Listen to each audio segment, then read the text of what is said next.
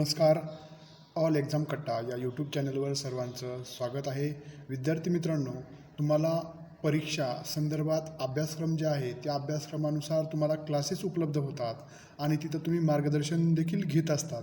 मात्र तुम्ही वर्षभर केलेला अभ्यास आणि त्यासाठी तुमची जी 1 किंवा 2 तासाची होणारी परीक्षा, त्याचा तुम्ही कधी विचार केला आहे का की तुम्ही वर्षभर केलेल्या अभ्यासाचा 1 तासामध्ये किंवा 2 तासामध्ये कशा पद्धतीनं कोणत्या मनस्थितीमध्ये तुम्ही पेपर सोडवताय हे खूप महत्त्वाचं असतं.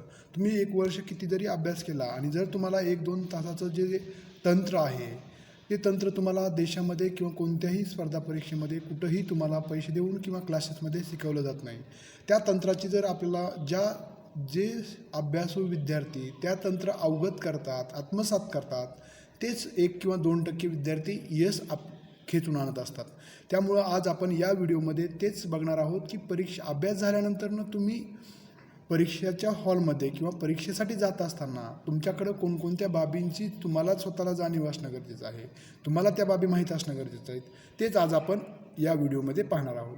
बघा, स्पर्धा परीक्षेसाठी जाता जाता या व्हिडिओमध्ये आपण बघणार आहोत आवश्यक बाबी.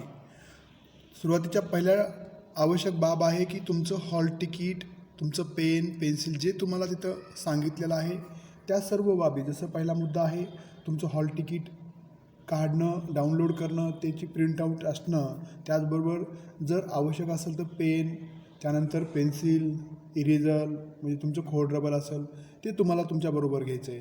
त्याचबरोबर दुसरी बाब म्हणजे तुम्हाला तुमचं ID कार्ड, जसं की पॅन कार्ड असेल, आधार कार्ड असेल, तुमचा फोटो असेल, कारण काही एक्झामला फोटो पण कंपल्सरी केलेला आहे. त्यानंतर तुमचं साधं घड्याळ म्हणजे डिजिटल घड्याळ तिथे चालत नाही, त्यामुळं तुमचं साधं असणारं घड्याळ हे देखील तुमच्याबरोबर असणं गरजेचं आहे. त्यानंतर तुमच्या हॉल तिकीटमध्ये नमूद केलेल्या सूचनाप्रमाणे सर्व बाबी तुम्ही लक्षात घ्यायच्यात, त्या सर्व सूचना वाचायच्यात आणि त्या सूचनामध्ये ज्या बाबी प्रत्यक्ष परीक्षेला जाताना सांगितलेल्या आहेत त्या सर्व बाबी तुम्हाला बरोबर घेऊन जायच्या आहेत. हे झालं पहिला टप्पा, म्हणजे परीक्षेला जात असतानाचा कोणकोणत्या बाबी तुम्हाला लक्षात असणं गरजेचं आहे आणि त्या प्रत्यक्ष तुमच्याबरोबर असणं परीक्षेला जात असताना महत्त्वाचं आहे. दुसरं महत्त्वाचं आहे की प्रत्यक्ष परीक्षा हॉलमध्ये बघा, तुम्ही ज्यावेळेस परीक्षा हॉलमध्ये जाता तिथलचं वातावरण, तिथं तुमच्याबरोबर त्या विद्यार्थ्याबरोबर किंवा त्या कॅन्डिडेटबरोबर कोणत्या गाडीमध्ये विद्यार्थी आलेला आहे, त्याच्याबरोबर कोण पालक आहे, असं बरंच ऑब्झर्वेशन किंवा निरीक्षण तिथं त्या केंद्रावर, परीक्षा केंद्रावर होत असतं. तुम्हाला तिथं कोणत्या गाडीत कोण विद्यार्थी आला आहे त्याच्यापेक्षा तुम्हाला तिथं परीक्षेसाठी आलेला आहे. सर्व एकाच उद्देशानं तिथं विद्यार्थी आलेले आहेत. त्यामुळं सर्वांचा उद्देश आहे की परीक्षा पास होणं. मग ते कोण कशानं आला आहे, कोण चालत आला आहे हे तिथं जास्त महत्त्वाचं नाही. तिथं तुम्ही कशा पद्धतीनं तिथं तुमचा परफॉर्मन्स, तुमचं तयारी तिथं 1 किंवा 2 तासाच्या परीक्षेमध्ये किंवा पेपरमध्ये दाखवणार आहात ते खूप महत्त्वाचं आहे. त्यामुळं पहिला मुद्दा आहे की प्रत्यक्ष हॉलमध्ये आपल्या तुम्ही ज्यावेळेस प्रत्यक्ष हॉलमध्ये जातात त्यावेळेस तुमचं सीट नंबर किंवा तुमचा आसन क्रमांक कुठं आहे हे पाहायचं आहे सुरुवातीला आणि तिथं जाऊन बसायचं आहे. त्यानंतर विद्यार्थ्याच्या चर्चेकडे दुर्लक्ष करणं हे देखील दुसरा मुद्दा खूप महत्त्वाचा आहे. कारण तिथं अशा मी कोणत्या क्लासचा विद्यार्थी आहे, कोण कुठालचा आहे हे आपल्याला काहीच घेणं देणं नाही, कारण ते पण परीक्षेला आला आहे, आपण पण परीक्षेला आला. त्यामुळं आपला हेतू आहे की आपल्याला जास्तीत जास्त मार्क मिळवण्यासाठी तुम्ही शांत राहणं गरजेचं आहे, कारण तिथं तटस्थ राहणं गरजेचं आहे. त्यामुळं विद्यार्थ्यांच्या चर्चेकडे किंवा हे संभाव्य प्रश्न आहेत की आता तुम्ही प्रत्यक्ष मैदानावर खेळायला आलात आणि आता तुम्ही कशा पद्धतीने तयारी केली, कोणकोणतं मैदानावर तयारी केली हे विचारणं चुकीचं आहे ना. त्यामुळे तिथं तुम्ही कोणत्याही चर्चेमध्ये सहभागी व्हायचं नाही आहे. त्यानंतरचा मुद्दा आहे त्या हॉलच्या वातावरणाबरोबर स्वतःला सामावून घ्यायचं आहे. त्या वातावरण जे आहे, जसं आपण घरी असताना आपल्याकडे कॉन्फिडन्स असतो, अगदी त्याच पद्धतीचा कॉन्फिडन्स, आत्मविश्वास हे त्या हॉलमध्ये तुमच्यामध्ये निर्माण होणं गरजेचं आहे परीक्षेमधील यश मिळवण्यासाठी. त्यानंतरचा तिसरा आणि महत्त्वाचा मुद्दा आहे की प्रत्यक्ष पेपर सोडवण्याचं मानसशास्त्र. बघा, जसं अभ्यास कशा पद्धतीनं करायचा आहे त्याचं जसं एक सायकोलॉजी असतं, मानसशास्त्र असतं, अगदी त्याच पद्धतीनं प्रत्यक्ष पेपर तुमच्या समोर आलेला आहे, तुमच्या टेबलला किंवा तुमच्या बाकड्या बसलेला आहे, तुमच्या हातात पेपर पडलेला आहे, त्यावेळेस तुमची मेंटॅलिटी, ते मानसशास्त्र जे आहे ते यशाकडं नेऊन जाण्याचं सर्वात महत्त्वाचं तंत्र आहे. बघा, तुम्ही कोणत्याही ह्याच्यामध्ये जे यशस्वी विद्यार्थी असतात त्यांचं मेंटॅलिटी असते बघा, म्हणजे ते जसं घर किंवा जिथं अभ्यासिकेमध्ये अभ्यास करत असतानाचं जे जी मेंटॅलिटी असते तीच मेंटॅलिटी ते परीक्षा सोडवताना ते वापरतात. म्हणजेच घाबरून न जाता तटस्थ मानसिकतेतून ते प्रश्नपत्रिका सोडवत असतात. बघा, आधी सुरुवातीला तुम्हाला प्रश्नपत्रिकेचं स्वरूप कसं आहे, काय आहे याविषयी तुम्हाला डिटेल माहिती असणं गरजेचं आहे.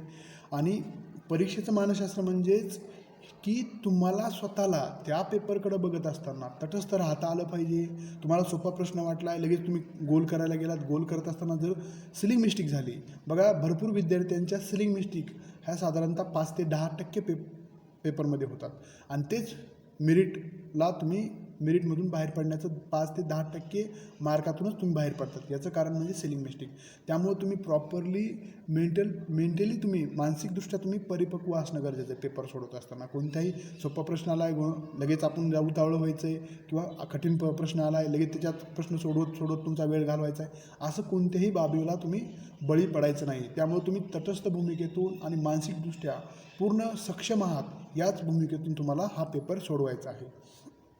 तर बघा, पहिला मुद्दा येतो त्या ठिकाणी की प्रश्नाचे प्रकार माहीत असणे गरजेचं आहे. जसं की जे 100 मार्काचा किंवा 100%पैकी 30% प्रश्न हे सोपे असतात. अगदी ज्याचा अभ्यास नाही झाला तो देखील तो प्रश्न सोडू शकतो.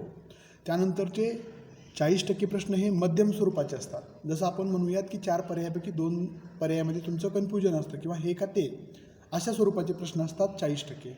आणि त्यानंतरचे 30% प्रश्न असतात कठीण स्वरूपाचे, जे खूपच टफ असतात. त्यामुळं सोपे प्रश्न देखील तटस्थ भावनेतून तुम्हाला सोडवायचे आहेत. आणि दुसरा प्रकार आहे की प्रश्नांचं जर विश्लेषण केलं तर ज्ञानावर आधारित असतात, आकलनावर आधारित आणि उपयोजनावर आधारित. ज्ञानावर म्हणजे तुम्हाला पर्टिक्युलरली ती फॅक्ट माहीत असेल, ती गोष्ट माहीत असेल तरच त्याचं उत्तर तुम्ही सोडवू शकता. आकलनावर म्हणजे तुम्हाला एखादी संकल्पना कशा पद्धतीनं समजली का नाही समजली हे तपासण्यासाठीचे हे आकलनावर अंडरस्टँडिंग बेसवरचे प्रश्न असतात. त्यानंतर तिसरा प्रकार आहे ॲप्लिकेशन बेसवरचे, उपयोजनावरचे प्रश्न.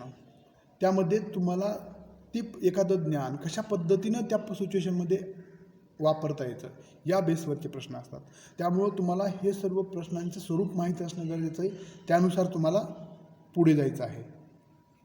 आता बघा, प्रत्येक प्रश्नाला सोडवण्याचा वेळेचं नियोजन करता आलं पाहिजे. कारण की तुम्ही जर तुमच्याकडं 100 प्रश्न सोडवायचे, तुमच्याकडे आहे 1 तास, तुम्हाला 40 सेकंदामध्ये एक प्रश्न सोडवायचा आहे. आणि जर तुमचा बुद्धिमत्ताचा पेपर प्रश्न असेल आणि तुम्ही जर तिथं 40 सेकंदाऐवजी 50 सेकंद साहजिक आहे, पण जर तुम्ही तिथं कुठंतरी 1 मिनिटापर्यंत जात असाल तर हे चुकीचं आहे. म्हणजे तुम्हाला योग्य वेळी तुम्हाला स्वतःला कंट्रोल करता आलं पाहिजे, स्वतःवर नियंत्रण करता आलं पाहिजे. अरे बापरे, आज आपल्याला हे पेपर किंवा हा प्रश्न आपल्याला इतक्या सेकंदामध्ये सोडवायचा आहे, वेळ जास्त होतो आहे, चला हे प्रश्न स्किप करूयात, थांबूयात, हे प्रश्न तसाच सोडूयात, ठेवूयात, आपण पुढच्या प्रश्नाकडे जाऊयात. हे आपल्याला तिथं त्या परीक्षेच्या वेळेत तितक्या 1 तासामध्ये त्या कमी वेळेमध्ये तुम्हाला त्याचं प्रॉपरली स्वतःवर नियंत्रण करता येणं गरजेचं आहे आपला त्या स्पर्धा परीक्षेमध्ये यश संपादन करण्यासाठी. त्यामुळं तुम्हाला वेळेचं भान असणं गरजेचं आहे. वेळेसाठी तुम्ही तटस्थ असणं गरजेचं आहे. आणि प्रत्येक प्रश्न तटस्थ राहून सोडवायचा आहे. म्हणजे तुम्हाला सोपा प्रश्न वाटला आहे, अगदी सोपा वाटला आहे म्हणून लगेच तुम्ही पहिला पर्याय वाचला की तुम्ही बरोबर केला आहे. कारण की असे भरपूर पर्याय असतात की तिन्ही आणि चौथा पर्याय असतो, तिन्ही बरोबर. त्यामुळे तुम्ही जर असं चुकून उतावळे होऊन जर पहिलाच पर्याय क्लिक केला तर तुमच्याकडे ऑप्शन राहणार नाही आहे. त्यामुळं सांगण्याचं तात्पर्य हे आहे की तुम्हाला प्रश्न व्यवस्थित अभ्यासायचा आहे, समजून घ्यायचा आहे, आणि त्याच्या खालचे 4ही पर्याय तुमच्या नजरेखालून जाणं गरजेचं आहे. ते पर्याय तुम्ही वाचणं गरजेचं आहे, समजून घेणं गरजेचं आहे, आणि त्यानंतरच तुम्हाला गोल करायचं आहे. हे पण लक्षात असू द्या. अरे भरपूर असे विद्यार्थी असतात, ते चूक करतात की पहिला पर्याय बरोबर आहे, नको वेळ घालवायला पहिला पर्यायाला क्लिक करतात आणि नंतर खाली वाचतात, तर तिन्ही बी बरोबर असतात पर्याय. त्यामुळं आपण तटस्थ राहायला पण शिकलं, त्या परीक्षेच्या काळामध्ये तटस्थ राहायला शिकणं गरजेचं आहे. त्यानंतरचा मुद्दा आहे, तुम्ही किती प्रश्न सोडवले पाहिजेत याचे नियोजन करावे. कसं, कारण की जर तुम्ही मागच्या वर्षीचं त्या परीक्षेचं राज्यसेवा असेल, UPSC असेल किंवा सरळ सेवा असेल, त्याचं मेरिट किती होतं आणि त्यासाठी तुम्हाला रिस्क किती घ्यायची, निगेटिव्ह सिस्टीम आहे तर त्यासाठी तुम्हाला रिस्क किती घ्यायची, त्यानुसार तुम्ही जसं की 100 प्रश्नापैकी 80 प्रश्न सोडवणं अनिवार्यच आहे, तरच तुम्ही मागच्या वर्षीच्या मेरिटपेक्षा 10 मार्कांनी तुम्ही पुढे जाऊ शकता. त्यामुळे तुम्ही कमीत कमी 75 ते 80 प्रश्न सोडवणं गरजेचं आहे, जर निगेटिव्ह नकारात्मक सिस्टीम असेल तर. आणि जर नकारात्मक सिस्टीम नसेल जर निगेटिव्ह सिस्टीम नसेल, जसं सेट नेट परीक्षेसाठी असतं बघा, किंवा TET परीक्षेला निगेटिव्ह सिस्टीम नाही आहे, तर तुम्ही सर्व आउट ऑफ प्रश्न सोडवू शकता आहे त्या वेळेमध्ये. त्यानंतर बघा, नकारात्मक गुण पद्धतीचा विचार करून प्रश्न सोडवायचे. म्हणजे तुम्ही निगेटिव्ह सिस्टीम आहे का त्या परीक्षेला, त्याचा विचार करून तुम्हाला प्रश्न सोडवायचे आहेत. त्यानंतर एकाग्रता आणि आत्मविश्वास, सर्व प्रश्न हाताळावे. म्हणजे सर्व प्रश्न हाताळत असताना, वाचत असताना तुमची एकाग्रता खूप महत्त्वाची आहे, आणि तुमचा असणारा आत्मविश्वास, या 2 बाबीवरच तुमचं यश हे स्पर्धा परीक्षेचं अवलंबून असतं. त्यानंतरचा मुद्दा आहे बघा, पहिल्या प्रश्नापासून शेवटच्या प्रश्नापर्यंत उत्साह टिकून ठेवणे.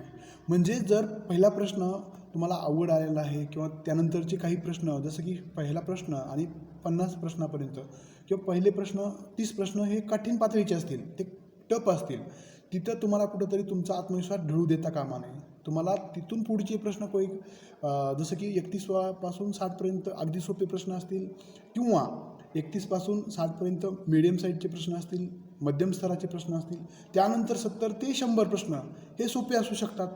तुमचा ABCपैकी कोणता संच आला आहे पेपरचा, ते महत्त्वाचं आहे. त्यामुळं तुम्हाला शेवटच्या प्रश्नापर्यंत तुमचा उत्साह, तुमचा आत्मविश्वास, तुमची एकाग्रता ही टिकून ठेवणं गरजेचं आहे. त्यामुळं सर्व ओव्हर खेळायचे आहेत तुम्हाला कमी वेळेमध्ये. त्यामुळं तरच तुम्ही तुमचं स्पर्धा परीक्षेमधील यश खेचून आणू शकता. त्यामुळे सर्व विद्यार्थ्यांना त्यांच्या स्पर्धा परीक्षेतील उज्ज्वल यशासाठी हार्दिक शुभेच्छा. धन्यवाद. तुमचं यश तुमच्या हातात आहे. त्यासाठी तुम्हाला ही मानसिक तयारी, पेपरला जाण्याच्या आधीची आणि प्रत्यक्ष पेपर सोडवत असतानाची मानसिक तयारी ही चांगल्या पद्धतीने करणं गरजेचं आहे. त्याच वेळेस तुमचं यश तुम्ही तुमच्या हातामध्ये किंवा तुमच्यासाठी खेचून आणू शकता.